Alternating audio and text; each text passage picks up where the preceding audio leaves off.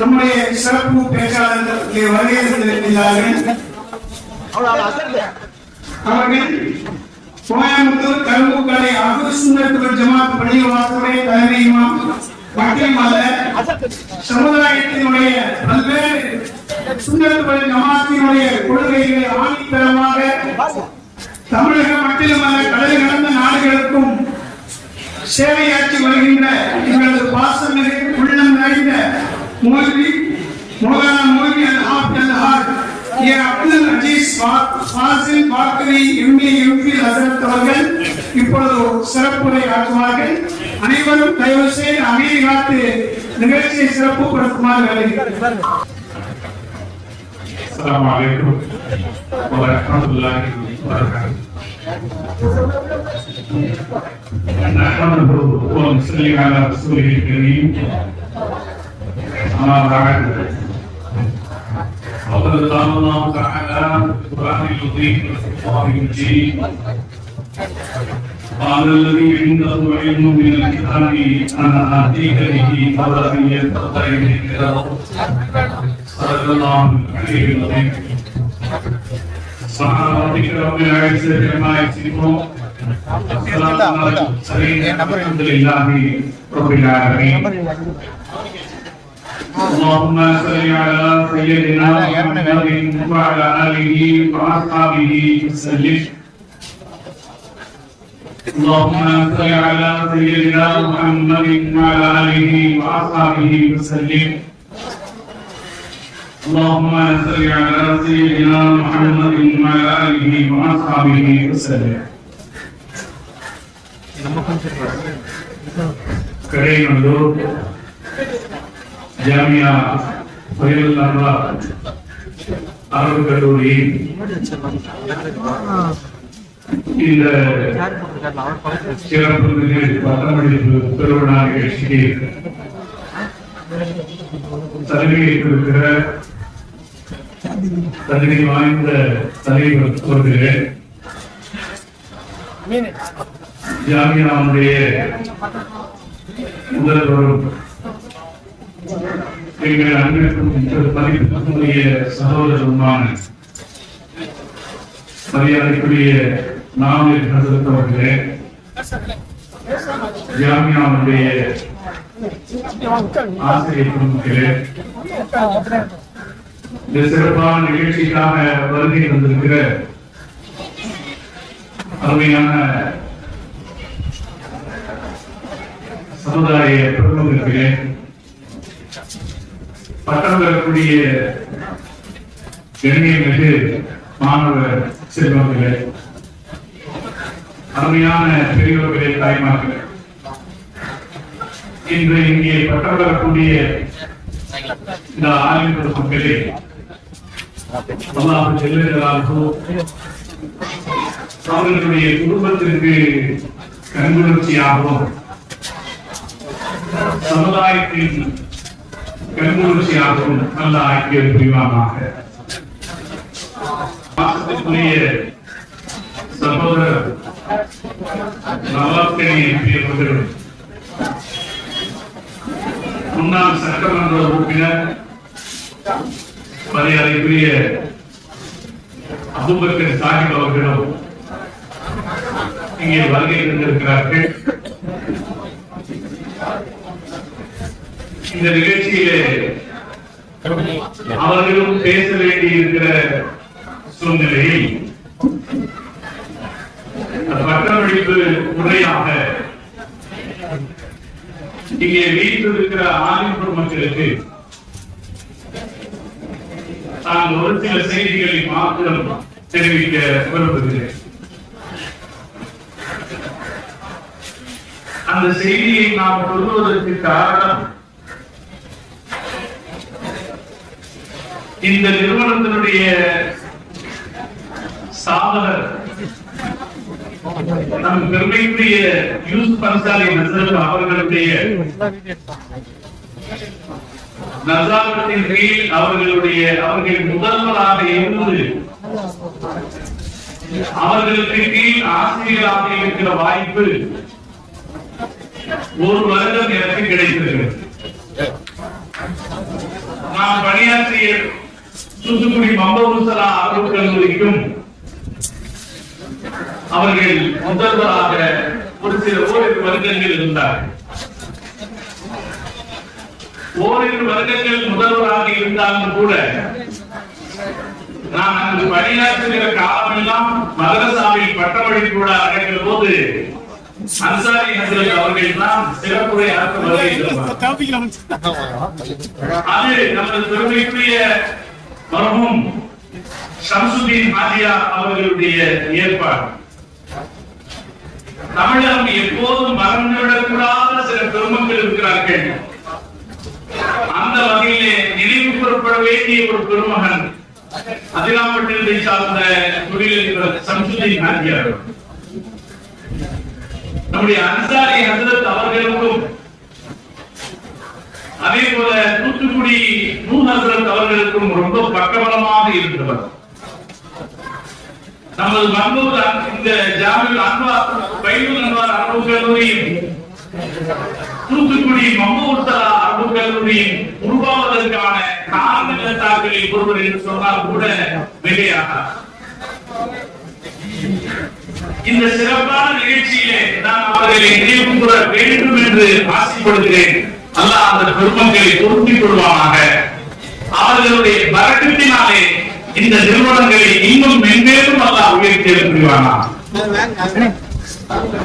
நான் அன்சாரி ஹசரத் அவர்களை மனதில் வைத்துக் கொண்டே இந்த அருமை சகோதரர்களுக்கு இந்த கருத்துக்களை பரிமாற விரும்புகிறேன். பட்டம் பெறுகிற என் அருமை சகோதரர்களே, இந்த கல்லூரியிலே பயின்று கொண்டிருக்கிற என் அன்பு மாணவ செல்வங்களே,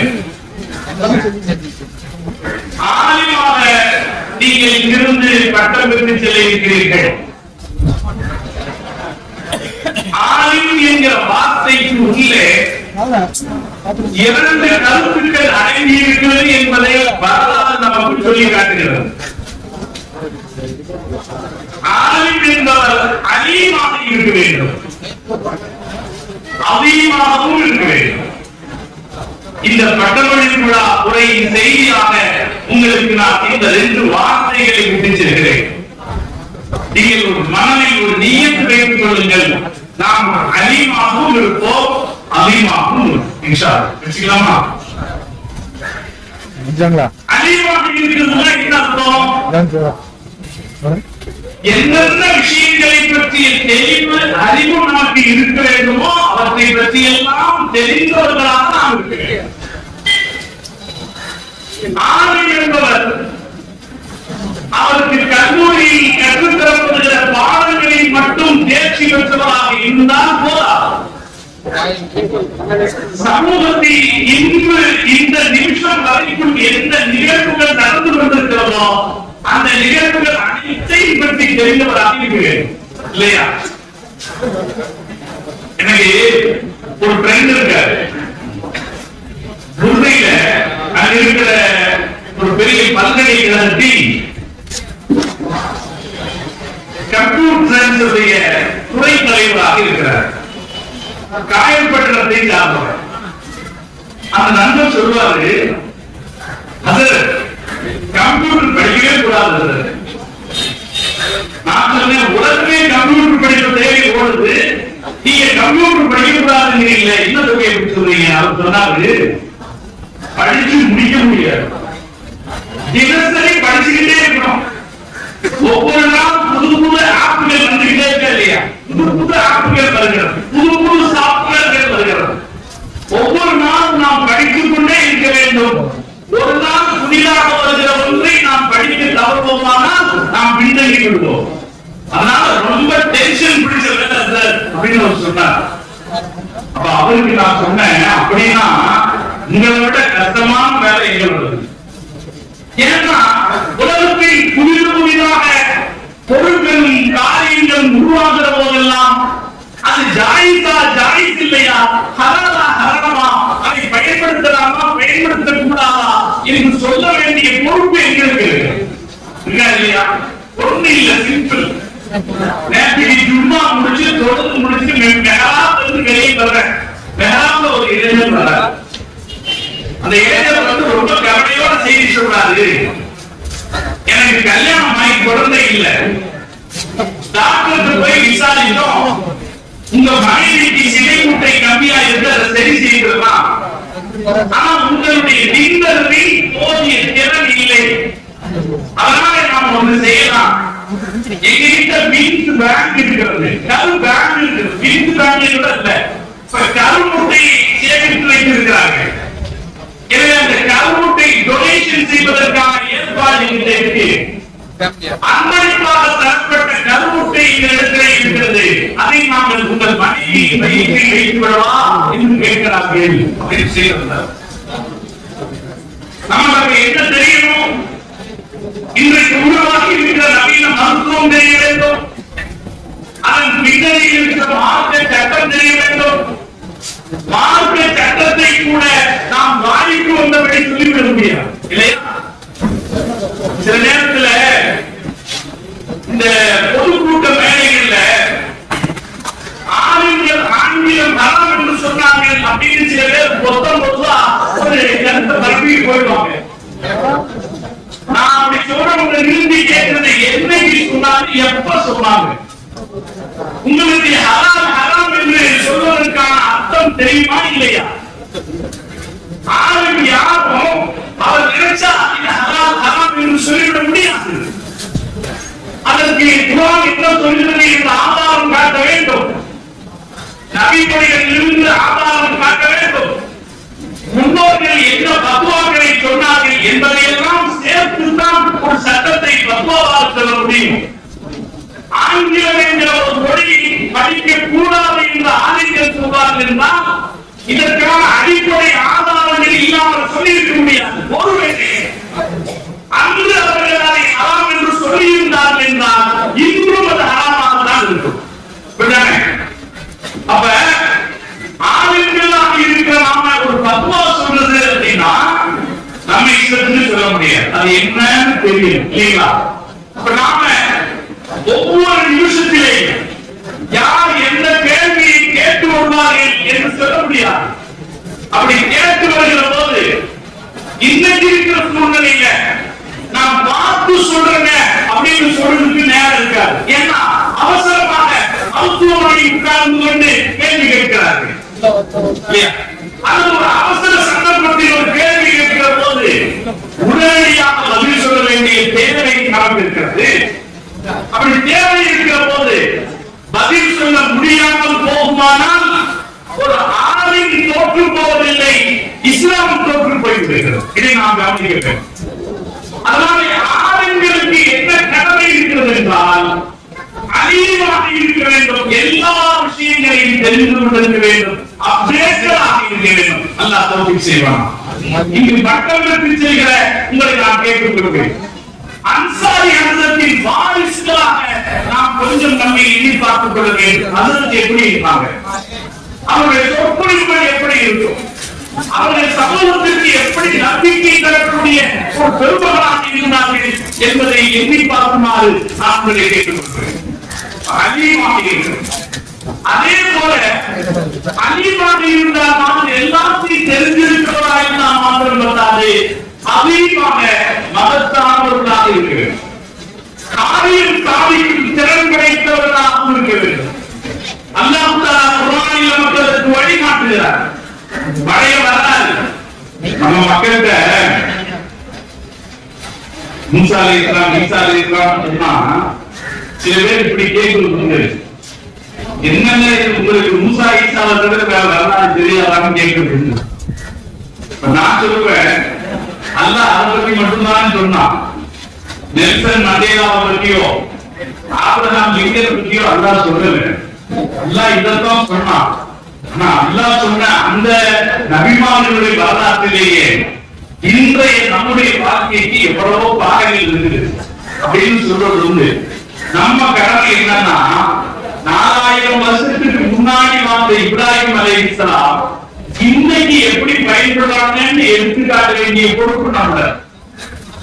3500 வருஷத்துக்கு முன்னாடி வாழ்ந்த மூசா அலைஹிஸ்ஸலாம் இன்னைக்கு நமக்கு எப்படி பயன்படுறாங்க நீங்க எடுத்துக்காட்ட வேண்டிய பொறுப்பு நம்முடைய. நான் உங்களுக்கு ஒரு பழைய வரலாறு சொல்லிக்காட்டு. சுலைமான் அலைஹிஸ்ஸலாம் அவர்களுடைய சபையிலே புது பறவை வந்து சொல்லுகிறது, வேறொரு ராஜ்யத்தில் சபா தேசத்தில் ஒரு அரசி இருக்கிறார். அந்த அரசி அந்த மக்களை பேராட்சி செய்கிறார். அவரிடத்தில் ஒரு ஆசனம் இருக்கிறது, அரியாசனம் இருக்கிறது என்று புது பறவை சொன்னார்.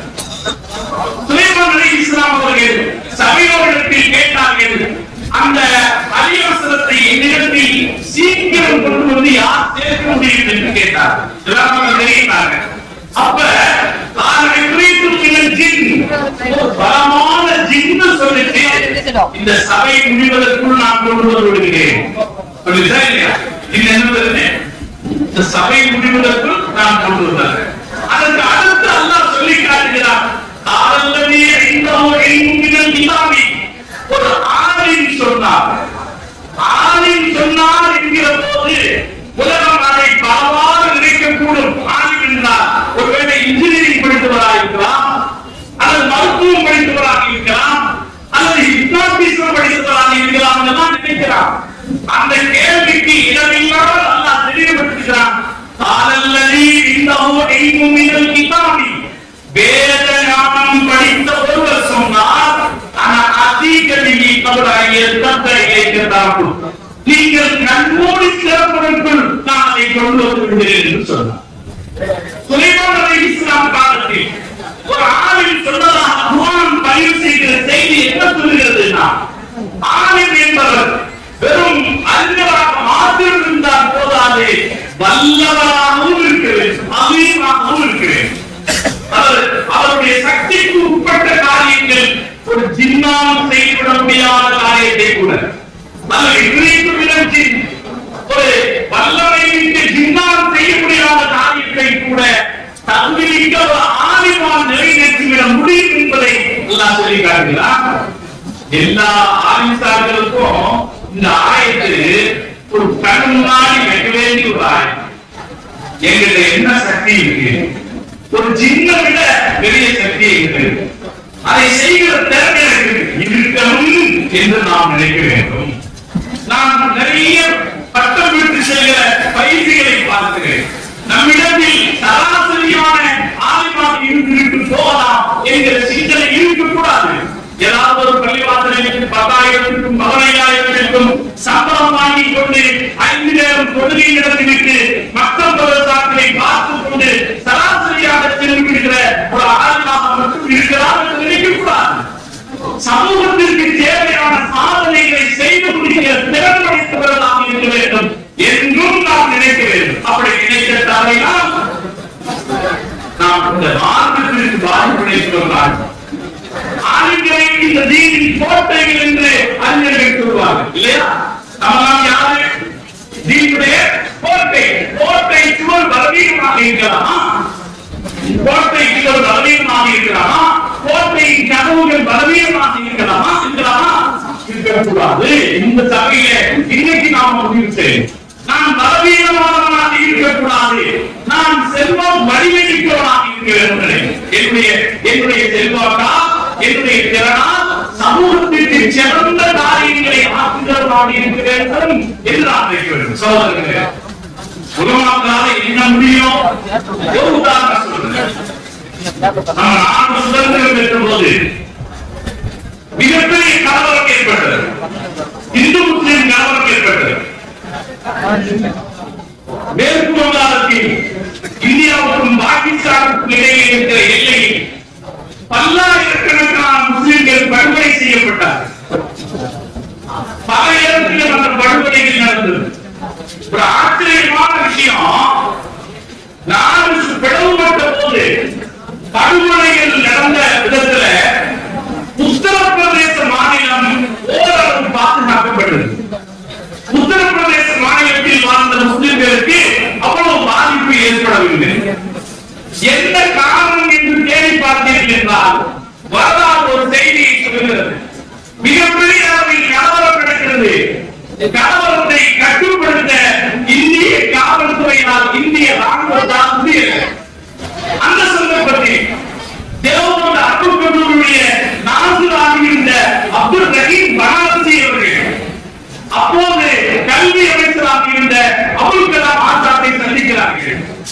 சந்தித்தவர்கள் சொல்கிறார்கள், என்னிடத்தில் ஒரு திட்டம் இருக்கிறது. உத்தரப்பிரதேசத்தில் படுகொலைகள் நடக்காமல் காப்பதற்கு என்னிடத்தில் ஒரு திட்டம் இருக்கிறது என்று சொல்கிறார். என்ன திட்டம்? ஒன்று செய்வோம், நாம இங்க இருக்கிற காவல்துறை அதிகாரிகளை மாற்றிவிட்டு தென்னகத்திலே இருந்து போலீஸ்காரர்களை இங்க வந்து அவர்கள் பணி செய்ய சொல்வோம். தென்னகத்தில் இருந்து சவுத்தில் இருந்து காவல்துறைகளை கொண்டு வந்து இங்கு பணியில் பார்க்கலாம். அவர்கள் இங்கே கலவரம் பரவாமல் கட்டுப்படுத்தி இருப்பார்கள் என்ற செய்தியை சொன்னார். அப்துல் கலாம் ஆசாத் அப்துல் ரஹீம் பனாரஸை அழைத்துக் கொண்டு பண்டித ஜவஹர்லால் நேருவிடத்திலே போனார். அவரிடத்தில் இந்த கலவரத்தை கட்டுப்படுத்த உத்தரப்பிரதேசத்தை குறைந்தபட்சம் காப்பாற்ற ஒரு திட்டத்தை சொல்கிறார். அதை நடைமுறைப்படுத்தலாமா என்று கேட்டார். அப்படி கேட்டபோது ஜவஹர்லால் நேரு சம்மதித்தார். அதன் அடிப்படையில் உத்தரப்பிரதேசத்தின் பல பகுதிகளிலும் தென் பகுதியிலிருந்து காவலர்கள் கொண்டு வந்து காவல்படைக்கு நியமிக்கப்பட்டார்கள். அங்கே முஸ்லிம்களுடைய படுகொலை தடுத்து நிறுத்தப்பட்டது என்று கூறுவார்கள். ஒரு ஆளுமையின் திட்டத்திற்கு கிடைத்த மிகப்பெரிய பங்கம். எனவே அதை சகோதரர்களே, நாம் என்ன செய்ய முடியும் அப்படிங்கிறதல்ல, சமுதாயத்துக்கு என்ன செய்ய வேண்டும் என்று சிந்திக்க அல்லாஹ் நம்மிடத்தில் பலத்தை தருவோம். நம்ம என்ன செய்யணும் அப்படிங்கிற பலத்தை தருவோம். நமக்கு எல்லாம் தெரிஞ்ச செய்திதான். ஷாபான் வழக்கு வந்தபோது பெரியவர்கள் பிரச்சனை இருந்த போது மொத்த பிரச்சனைக்கு ஒரு தீர்வு செய்கிற பொறுப்பு ராஜீவ் காந்தி இடத்திலே இருந்தது. ராஜீவ் காந்தி இடத்திலே கொஞ்ச நேரம் பேசுவதற்கு அனுமதி கேட்டார். அல்லாமா அபுல் ஹசன் அலி நத்வி அவருக்கு ஒரு கார் பயணத்துல கொஞ்ச நேரம் பேசுவதற்கு அனுமதி தரப்பட்டது. அந்த கொஞ்ச நேரம் பேசிய ராஜீவ் காந்தியுடைய இதயத்தில் இஸ்லாம் முஸ்லிம் பெண்களுக்கு தந்த சட்ட பாதுகாப்பு போதுமானது என்கிற சிந்தனை அழுத்தமாக பதிவு செய்தார் அபுல் ஹசன் அலி நத்வி. அதன் காரணமாக ஷாபான் வழக்கில் முஸ்லிம் இஸ்லாமிய சட்டத்திற்கு சார்பான ஒரு முடிவை இந்திய நாடாளுமன்றம் எடுப்பதற்கு அது உதவியது. இதை வரலாறு படிச்சா தெரியும். ஷாபான் வரலாறு படிச்சா அதுல அபுல் ஹசன் அலி நத்வி அவர்களுடைய பங்கு தெரியும். இது போல வரலாற்றை நீங்க தேடி பார்த்தீங்கன்னா ஏதாவது இப்னு பத்தூதா அப்படின்னு ஒருத்தர் இருக்கார். கேள்விப்பட்டிருக்கீங்களா? இப்னு பத்தூதா உலகத்தில் சுற்றி பார்க்க போனவர். உலகம் பூரா சுற்றி பார்க்க போய் சுற்றி பார்த்தத வரலாறாக இருந்தவர் இப்னு பத்தூதா. அவர் ஒரு ஆலிம், மாலிக் மذهபை சார்ந்த சட்ட அறிஞர், ஃபகீஹ். அவருக்கு ஒரு வாய்ப்பு கிடைக்கும். அவரை லட்சத்தீவுக்கு வருகிற போது லட்சத்தீவுடைய பொறுப்பாளராக தாதியாக அவரை நியமிக்கிறாங்க. அவர் அந்த ஊருக்காரர் கிடையாது. ஆனா அவர் அறிஞராக இருந்ததனாலே அவரை தாதியாக நியமிக்கிறாங்க. கொஞ்சம் வாய்ப்பு, வெளியூருக்கார், உலக சுற்றுப்பயணத்திற்காக வந்தவர். வந்த இடத்துல தாதியாக இருக்கிற பொறுப்பு கிடையாது. அப்ப அந்த கொஞ்ச நேரத்துல ஒரு 2 வேலை செஞ்சார். இன்னைக்கும் தஸ்லீம்காரன் பார்க்க மாட்டாங்க. என்னன்னா, பெண்கள் மேலாடை அணிகிற பழக்கம் இல்லாமல் இருந்தது. சாதாரணமா கேரளாவை சார்ந்த அந்த பகுதியில் பண்ணுது.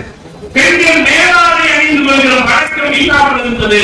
மேலாடை அணிய வேண்டும் என்கிற சட்டம் போட்டார். அது இஸ்லாமுடைய கட்டாய கடமைன்னு சொன்னார். இன்னொரு நடைமுறை இருந்துச்சு. அது கப்பல்கள் வந்து இறங்கி போகிற இடமாக இருந்ததுனால ஷியாக்களுடைய பழக்கத்தால் நிகாஹ் என்று குறைந்த காலத்திற்கு ஒப்பந்தத்தின் அடிப்படையில் திருமணம் செய்து கொள்வதை சில வழக்கமாக்கி வச்சிருந்தார். கப்பல் வந்து